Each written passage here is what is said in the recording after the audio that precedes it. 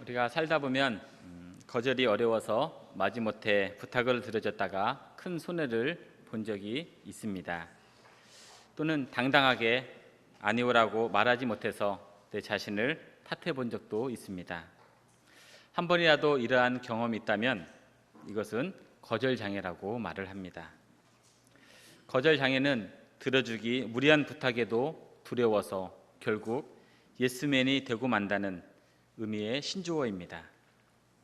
의외로 많은 사람들이 이 문제 때문에 큰 곤란을 겪고 있습니다. 그러나 사람은 누구나 아니요, 노라고 말할 수 있는 권리가 주어져 있습니다. 그럼에도 대부분의 사람들은 늘 마음에도 없이 예스라고 말하면서 순응하면서 살기 때문에 큰 손해를 보면서 살고 있습니다. 따라서 살아가면서 받아들일 일과 거부해야 할 일을 분별하는 것은 우리에게 대단히 중요한 일입니다. 그래야만이 자신이 살고자 하는 참된 삶을 바르게 걸어갈 수 있기 때문입니다. 오늘 본문에도 요구에 대해서 예스, 노로 대답하는 사람들이 등장하게 됩니다. 본문은 느부갓네살 왕이 바벨론 두로 평지에 거대한 금신상을 건설하였습니다. 이 신상은 높이가 60규빗이요 너비가 6규빗이라 되는 아주 큰 신상이었습니다. 왕은 이 거대한 금신상을 통하여서 자신을 드러내고 싶었습니다. 그래서 금신상 낙성식 때 전국에 있는 주요 관리들을 다 소집하는 명령을 내렸습니다. 이 명령에 따라서 사드락과 메삭과 아벳느고가 두로 평지에 도착을 하게 되었습니다. 모든 민족의 출신의 관리들이 왕의 명령에 따라서 금신상 앞에 절하는 순서가 되었습니다. 왕이 명령을 내리자 나팔과 피리를 비롯한 많은 악기들이 일제히 한 소리를 내게 되었습니다. 이 소리에 따라서 거기에 모인 수많은 사람들이 신상 앞에 절을 하였습니다. 그런데 신상처럼 서 있는 사람들이 있었습니다. 이 모습을 본 갈대아 관리들이 왕에게 사드락과 메삭과 아벳느고가 금신상 앞에 절을 하지 아니한다고 고발을 하였습니다. 왕은 당장 이 세 사람을 잡아오게 하여 다시 한번 얘기를 합니다. 악기가 소리에 맞춰서 다시 절을 하라고 명령을 하였습니다. 만일 절을 하지 아니하면 뜨거운 풀무불에 던져버리겠다고 협박까지 하였습니다. 이러한 협박에도 세 친구는 금신상에 절을 하지 아니하였습니다. 여기까지가 본문에 나오는 이야기의 전체의 줄거리입니다. 이 이야기를 다시 요약하면 금신상 앞에 절을 할 것을 명령하는 느부갓네살 왕과 아무리 왕의 명령이지만 신앙을 지켜야 한다는 세 명의 친구들의 이야기로 점점 이야기가 좁혀지고 있습니다. 먼저 모든 사람들에게 금신상 앞에 절을 할 것을 명령하는 사람은 느부갓네살 왕입니다. 이 사람은 바벨론의 왕입니다. 주변의 여러 나라를 정복한 바벨론의 최고의 통치자가 바로 느부갓네살 왕입니다. 또 세 친구의 나라인 유다를 점령하고 멸망시킨 장본인이 바로 느부갓네살 왕입니다. 왕이 하는 말이 곧 법이 되는 막강한 힘을 가지고 있는 군주의 모습을 가지고 있습니다. 왕의 말 한마디에 따라 생명이 왔다 갔다 하는 그런 큰 권세를 가지고 있는 사람이 바로 느부갓네살 왕입니다. 이런 왕에 비해 세 친구는 유다에서 포로로 끌려온 사람들입니다. 포로는 자신의 뜻과 의지가 없는 사람입니다. 포로는 하나의 재상 목록으로 나라나 왕의 하나의 소유물에 불과합니다. 이런 포로에게 느부갓네살 왕은 다니엘의 요구를 받아줘서 이들을 지방관리로 임명을 하게 됩니다. 지방관리직을 통해 이들은 바벨론에서 어느 정도 정착을 할 수 있는 기회를 얻게 되었습니다.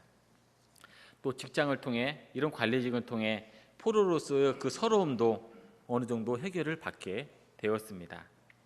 또 바벨론 땅에서 포로의 신분이 아닌 자유 신분으로서 직장을 얻고 내가 가고자 하는 곳, 내가 먹고자 하는 것, 내가 나의 생활에 모든 필요한 것을 얻을 수 있게 만들어준 사람이 바로 느부갓네살 왕입니다.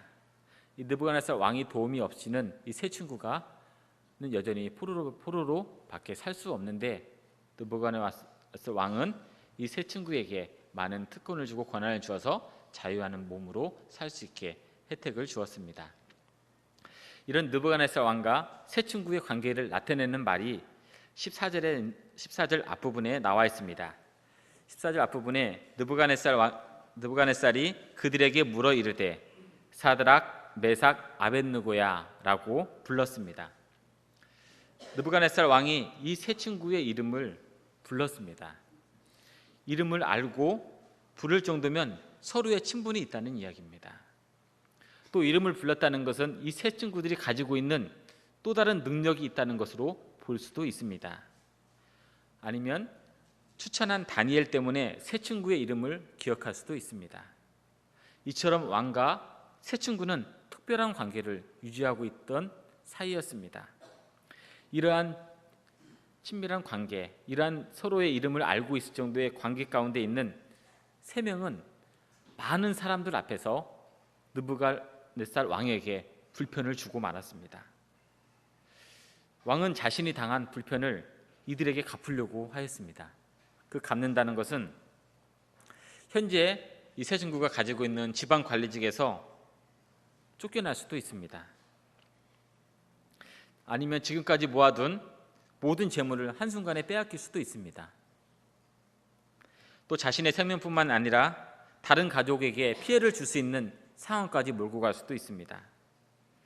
그렇지만 그들은 막강한 왕의 요구를 단호하게 거절을 하였습니다. 그 결과 어떻게 되었습니까? 왕은 약속대로 이들을 풀무불에 던져버렸습니다. 세 명의 친구들이 풀무불에 들어갔지만 네 명이 함께 돌아다니면서 아무도 피해를 입지 않은 것을 우리는 알 수가 있습니다. 이 모습을 보고 느부갓네살 왕이 많은 사람들 앞에서 이렇게 고백을 합니다. 본문 28절에 있는 말씀입니다. 하나님을 찬송할지로다. 하나님 밖에는 이같이 사람을 구원할 다른 신이 없도다 라고 이렇게 고백하고 있습니다. 사드락과 메삭과 아벳느고 거절이 많은 사람들 앞에서 하나님의 살아계심을 증거하는 시간이 되었습니다. 하나님께 불편한 마음을 들이지 않기 위해 자신의 불편을 선택한 사람들은 하나님께서 끝까지 책임져 주신 것을 오늘은 우리에게 보여주고 있습니다. 또 이러한 부분이 사도행전 4장에도 세 친구와 같은 모습이 등장합니다. 베드로와 요한이 예수님의 부활을 백성들에게 가르치고 있었습니다. 이 복음의 말씀을 듣고 많은 유대인들이 예수님을 믿고 구원을 받게 되었습니다. 이러한 소식을 들은 대제사장과 장로들과 서기관들이 제자들에게 위협을 가합니다. 다음부터는 예수의 이름으로 말하지도 말고 가르치지도 말라고 이들에게 협박을 합니다. 이때 베드로와 요한이 하나님 앞에서 사람의 말을 듣는 것이 하나님의 말씀을 듣는 것보다 옳은가 판단하라고 그들에게 재차 질문을 합니다. 그러면서 베드로와 요한은 우리는 보고 들은 것을 말하지 아니할 수 없다고 당당하게 맞서고 있습니다. 관리들의 위협과 협박에도 굴하지 아니하고 이들은 복음을 전하였습니다. 그 결과 많은 유대인들이 복음을 듣고 구원을 받게 되었습니다. 또 그 복음이 사도 바울을 통하여서 세계 여러 지역구로 전파되게 되었습니다. 그래서 현재 우리들이 복음을 듣는 이 기쁨의 자리에 앉게 되었습니다. 사도행전 5장에는 아나니아와 삽비라가 등장을 합니다. 이들은 자신의 소유를 팔아서 하나님께 드리겠다고 약속을 하였습니다. 그래서 그들은 약속대로 자신들의 소유를 팔아서 가지고 사도들 앞에 나왔습니다. 그런데 처음에 팔았던 재물의 일부분만 사도들 앞에 내놓았습니다. 처음에는 자신의 것을 하나님 앞에 드리기로 약속을 하였는데 나중에 그들이 고민을 하게 됩니다. 자신이 가지고 있는 것을 모두 드리면 나의 삶이 불편해질까 봐, 나의 삶이 힘들어질까 봐 그들은 소유를 팔았던 그 물건의 일부분만 사도들 앞에 내놓게 되었습니다. 아나니아와 삽비라는 재물의 유혹에 빠져 약속을 지키지 못했습니다. 그들은 재물의 유혹을 거절하지 못하여 하나님께 징벌을 받게 되었습니다. 그들이 그 재물의 유혹을 거절하지 못하여서 하나님도 사도도 심지어 자신들조차도 불편한 상황에 빠지게 된 것을 우리는 알고 있습니다. 사람들은 주변의 요구에 대해서 쉽게 거절하지 못하는 이유가 무엇일까요?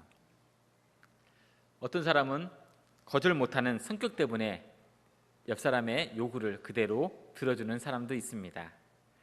또는 지금 다니는 좋은 직장을 다시 구하지 못할까 봐 하는 두려움 때문에 옆 사람의 요구를 쉽게 들어주는 사람도 있습니다. 또 어떤 분은 집에 있는 자녀들과 가족들의 생계와 밀접하게 관련이 되어 있어서 거절하지 못하는 사람들도 있습니다. 아니면 요구하는 사람과의 관계가 불편해질까 봐서 걱정이 되어서 거절하지 못할 수도 있습니다. 친분이 있는 사람의 거절은 내게 있는 능력에 금이 가게 만들어주기 때문입니다. 또 친분 있는 사람과 거절을 하게 되면 그 사람 주변에 있는 좋은 환경을 앞으로 이용할 수도 없고 혜택도 받을 수 없기 때문에 쉽게 거절하지 못합니다. 또는 이 사람과 거절을 하게 되면 인생의 좋은 기회를 놓치지 않나 하는 그런 생각 때문에 거절하지 못하는 경우도 있습니다. 높은 사람 앞에서 거절하면 안 된다는 교육을 어렸을 때부터 받아서 누가 거절하면 쉽게 들어줘야 되는 부분도 있습니다. 아니면 넓은 세상에 자유롭고 편안하게 살기 위해서 우리는 거절하지 못하고 모든 사람들의 요구에 수용하는 사람들도 있습니다. 거절하지 못하는 것은 때로 막힌 담과 같아서 나아가야 할 길을 잃어버리기도 합니다. 거절한다는 것은 참으로 어려운 부분입니다. 그런데 새 친구와 예수님의 제자들은 이러한 관계를 넘어서서 거절을 하였습니다. 왜 이들은 거절할 수 있었을까요? 그들의 요구가 부당하고 불편해서 거절할 수도 있습니다. 아니면 한번 요구를 들어주면 계속해서 부탁을 들어줘야 하는 불편 때문에 거절할 수도 있습니다. 내가 추구하는 업무의 질과 능력이 떨어질까 봐서 상대방의 요구를 거절할 수도 있습니다. 내가 이 사람의 요구를 받아주면 나에게 빈틈이 있고 내가 쉽게 보일까 봐 거절할 수도 있습니다. 그 사람의 요구가 나와 내 가족들에게 도움이 되지 않아서 거절하는 경우도 있습니다. 일반적으로 우리 사람들이 인간관계에서 하는 거절의 방법입니다. 그런데 우리 그리스도인 신앙인은 또 하나의 이유가 있습니다. 새 친구는 신앙을 지키기 위해서 왕의 보호를 단호하게 거절하였습니다. 예수님의 제자들도 복음 증거를 위해서 사람들의 말을 거절하였습니다.